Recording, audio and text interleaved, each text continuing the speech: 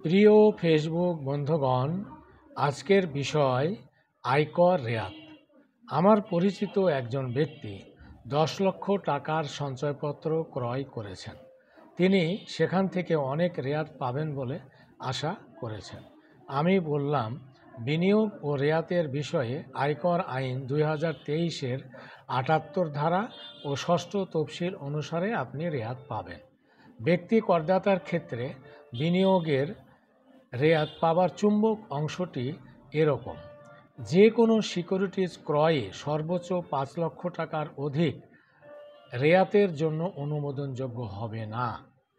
জীবন বীমার বিনিয়োগ করার ক্ষেত্রে প্রদত্ত প্রিমিয়াম ফেস ভ্যালুর 10%-এর বেশি হবে না।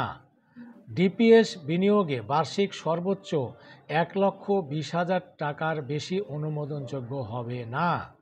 এছাড়া সরকারি কর্মকর্তার প্রভিডেন্ট ফান্ডে চাঁদা, স্বীকৃত ভবিষ্যৎ তহবিলে নিয়োগকর্তা ও কর্মকর্তার চাঁদা, কল্যাণ তহবিল ও গোষ্ঠী বীমা তহবিলে চাঁদা, সুপার অ্যানুয়েশন ফান্ডে চাঁদা, বাংলাদেশ স্টক এক্সচেঞ্জ তালিকাভুক্ত কোম্পানির শেয়ার, স্টক, মিউচুয়াল ফান্ড বা ডিবেঞ্চারে বিনিয়োগ, জাকাত তহবিলে দান ইত্যাদি খাতে একজন ব্যক্তি করদাতার মোট বিনিয়োগের ওপর কর রেয়াত হিসাব করা হয়।